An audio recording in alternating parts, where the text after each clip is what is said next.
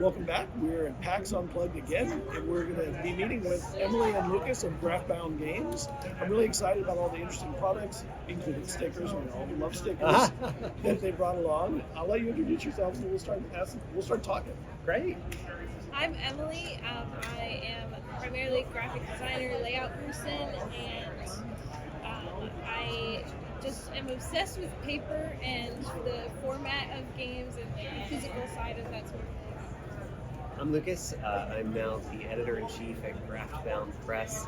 I come to this after a whirlwind career in TTRPGs that started back in 2018. We can sort of summarize Graftbound, but I started playing in 4th edition in 2015. In 2018, I released my first adventure on the DM's Guild. In 2021, I pitched my first book to a larger publisher, and that's what turned it from a sideline into a career. How do you know each other? How did you become Graftbound? Well, we met in a tiny town in Ohio. We went to the same university at different times, and I was in a game primarily made out of tech and IT bros as the sole female present. And Lucas came in and joined that group that had been playing like maybe a year and a half or something. And immediately made this big splash. He played 2 characters. There's a Devati race for 5e that he was like, can I do this from an old Dragon magazine? And the GM was like, yes. And so came in with this kind of big splash. We like solved your character's problems in one session, and yeah, you stayed in the party. We stayed playing games we're in a different game, but same group. That game was the game that I hope I'm wrong about this, but I think every TTRPG player gets one game like this in their life, where it is a long-running game, years in scope, with the same people who you become very intimately friends. You become close friends because you have this very personal, intimate, regular experience of being someone else and exploring these ideas and growing a character together through collective memory. When that campaign ended, I remember actually grieving for a short amount of time. So I went the indie route kind of right away, and he went the D&D kind of route. And then it was basically like we went to Gen Con, and then every few months after that, I would ask Lucas if he had ever thought about starting an indie publisher, or would you be interested in that? Because I really wanted to do it, but only wanted to do it if I could do it with someone like Lucas. Yeah. This last Gen Con that I was like, hey man, what if we started a business together? And you were like, I'm finally ready. I think we know enough. Yeah. Or we have some momentum and some ideas. And so Graftbound became a thing as recently as this summer. Games that are delightful to own and hold, telling stories that are rooted in place and bold in their choices. Yeah. It's your opening statement, so yeah, there's got to be something behind that. We're gonna be workshopping that, but that is the thing in so many words. Half of that's Emily and half of that's me. So you could boil that down, I think, to tactile and incisive. I want games that say something really important. My breakout project, Book of Extinction, broke my heart and rewired my brain. And I want to do that for people, and I think TTRPGs have a unique power to do that in a long-lasting and effective way. But it doesn't really land if you can't put it in somebody's hands and have it be beautiful and tactile. So that's and like I said, I love paper and the physicality that books offer in the print medium, and I know that there's a lot of accessibility options with PDFs and digital things that I definitely want to include, but I think my love of the format of books and the sort of creativity and the way you can enforce your concept and those ideas that we want to bring to people through the minutia of a book creating like an artifact that then you have a excitement to own is really what I think we want to create. All of your books are small. Yes. Correct? Yes. Is there a purpose behind that, or is that working towards something bigger, or is the idea to make and create smaller games? Yes to both. So we're at a really cool time in the development of Graftbound, where we're sort of finding our voice. Like we know what we want it to be, and we're trying to find a way to get people to see, hear, and feel it. So Book of Extinction is an 8.5 by 11, 260-page monster manual that's going to look really neat, like really at home next to the player's handbook. And my second project, Precious Things, was a one-page RPG that I pitched to Wet Ink. So this kind of became a way for people to kind of know who we are and what we do. And these next two, Peddler's Prize and Glatisant, this is on Ashcan that I printed from my home office using Microsoft Word. So they're small because we want them to be small, like we want them to be tactile and mobile, thing you have in your hand, but also because we're still developing some of these. Glatisant will be not this. And Precious Things was meant to be this, and Peddler's Prize is close to what it's going to be, but we're figuring out how to print it. So small is where we live because we want a tidy experience for people, but it's also where we live because we're still experimenting and doing that thing that indie TTRPGs are good at, in packaging an idea and giving it to people in a way that's delightful to have. Yeah, I think it's a good starting place. Like people are starting, so that means having smaller, less expensive to produce games, or even like Precious Things is print at home exclusively right now. Like giving people something that they can then like have a ritual to start the game, like to interact with, and taking something into the game. I think that's just practical for us at this stage. You've got your highest price point is $8. So all your games are very inexpensive. Yes, and that's partially because we have very few physical editions right now. Yeah, I think that's a growth step for us. Is like we wanted to start to push ourselves to commit to starting. Otherwise, you might just tweak it forever and ever. Nascent is the right word. A lot of these are beginning. We want to invite people into these worlds and get their feedback. Playtesting and player experience are very important to us. The two of us are only two players. A lot of creators who are in this stage you're in are creating cozy games. Would you consider yourself a cozy game maker or not? Precious Things absolutely is.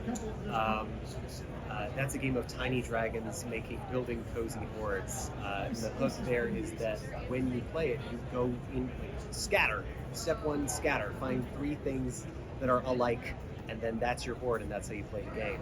Bonds Between is a card editing ritual game that is very similar in that it's about a place and people who live there over the long term. But I think we're there by coincidence more than by design. Yeah, I think that some of that comes from who we work with. Like Bonds Between is a collaboration with Breitbart Games, and those are people I especially have worked a lot with, and so it's just something we knew the space of. But I don't see us truly as like that being the plan, like staying in that place. One thing that we talked about is actually, yeah, all of the games we have here are working on another system that is already existing. So Precious Things is a Lasers and Feelings pack. The Peddler's Prize is Big Feather of Bone, and Glatisant is and will be Carta. So I think we find a lot of inspiration in working with systems that exist and saying, what is our version of that look like? What would a Carta game in our ethos look like? And so I think cozy is one of those, and we have other ideas and other directions we want to explore also. Is there a goal to build an engine or something? Build your own system? I don't want to say no, but I I am constantly inspired by the work that other designers are doing. And Parda was the right system for Glatisant. Beak, Feather, and Bone was the right system for the Peddler's Prize. I don't want to build a system for its own sake. I would want to build a system because it is the right choice for the artistic statement that we want to make. So, if and when we run out of matching systems for the artistic statement we're trying to make, we'll build one of our own. The digital edition of Precious Things is sort of an Art Deco feel. Everything else is very different. And I was like, what's going on with that? Is that you experimenting into new places, or what does that mean? Precious Things is a little grandfathered in that Lucas created it as a pitch. This existed before Graftbound, and then I sold the idea to Wet Ink, and it's becoming a full source book sometime next year through them. So it's gonna stand out a little bit from the Graftbound ethos, I think, forever, and I'm kind of okay with that. Lucas gave me a really blank slate of like just some text and said, make this into a one-page RPG, or the PDF is several pages, and so I just got to expand and fill in those gaps, and I just had this picture of like these sketched weird dragons in two colors, and then the sort of Art Deco feeling of the shapes and the building, trying to be an abstract representation of like gathering stuff and not necessarily prescribing to people what their game had to look like, but kind of leaving space for imagination there. On the other end of the spectrum, the Peddler's Prize has a zillion illustrations. Yeah, 90 different objects. So did you do all of them? Did you work with an illustrator? I knew that I wanted to get someone else to help me with this, partially because I wanted another person's ideas to come out through, because the game is sort of about strange objects. I didn't want to be the only one ideating what that could look like. I had a good friend, Katie Murray from university, who I just love her as a friend, and but also really like her art. And, Yeah, her work is beautiful. And I think probably a lot of people want to be able to pay their friends to do art. Yeah, friends half the industry is wanting And, help your friend out with something cool. Exactly. This is a job for us. Let us help Stop it. working in advertising. Yes! Check this out. There has been a lot of Come times. share our joy. There has been a lot of times where she has for free illustrated a D&D character of mine that was in a game that she was playing, and like she was illustrating everybody, that kind of thing, and I was like, we gotta get this girl a job in TTRPGs because she's doing it already, basically. So I went to her, and she lovingly illustrated 90 different objects for us. And a lot of the little quirks and things, those are her ideas. We had a few guidance ideas to get it started, but she came back with a lot of those little personality bits to put the strangeness of the objects in the game herself. But yeah, I'm really grateful because she's better and faster and just more efficient at it than me. And I like I said, paying people to do art, and we both really value, because we know the time. We both we used to do art nights together, so we both know the glacial pace at which we take our art.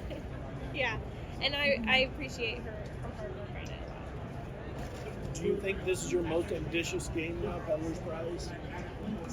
Ambitious in format. It's bigger, for sure. It brings in illustrators. Yeah, it's the first time that we brought in outside people. I guess in the sense that it's released, yes. I think that It is currently the biggest project that we have finished. right. Yeah. It is definitely not the biggest project we will finish. It feels like a step to something else. Yes. Yeah, and it is, and again, it is its own complete statement. It knows what it is, and I think it says something valuable on its own.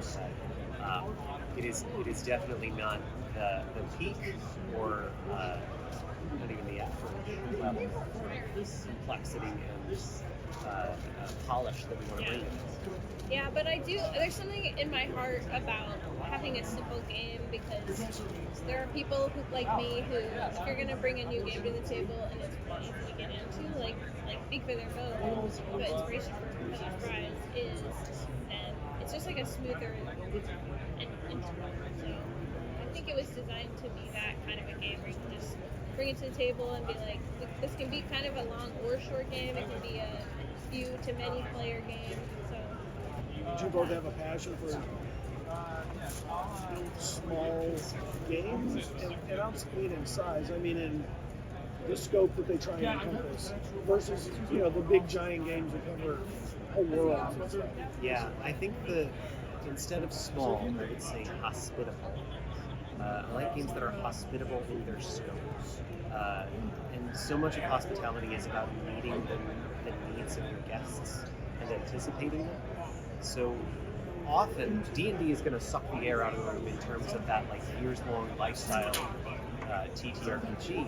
So we know that for something like Precious Things or Peddler's Prize or even Glatisant, that there's a place for it, and we want it to fit in that place. And often that means keeping it small, keeping it tight and short in a small form factor. And we're in a string right now with object-oriented storytelling, strange curios, definitely Peddler's Prize, and then Bonds Between is definitely has some of that too. It's just been it takes more than one game's worth of content to roll over kind of those content. It's all connected in sort of a vast web that leads back to sustainability, conservation, climate anxiety, at least for me. Because the way that you treat the objects in your life is a huge part of how you manage them. So all of this, though, is leading up to a much bigger thing in the Book of Extinction. Also started with that big thing. Yeah, Book of Extinction is done. There's the PDF and the Foundry VTT version of it are available now and out. And we have a print proof here. It's going to be shipping sometime early next year. So Book of Extinction is what started the whole thing. So. And that was my first layout. You were like, can you lay this out? And I did. Yeah, she did a 12-page sizzler reel for that I used to show people the proof of concept. Because telling people, hey, I want to go and tell you what an actual dodo is, and then we're going to do the Lewis Carroll thing, and we're going to put them in the same book back to back on the same spread. I needed to be able to show people that. And having Emily encode that visually and give it a solid identity was really helpful in bringing Mage Hand on the project. And that was done in collaboration with someone. Yeah, so Mage Hand Press is the publisher for Book of Extinction. You can find it at magehandpress.com/extinction.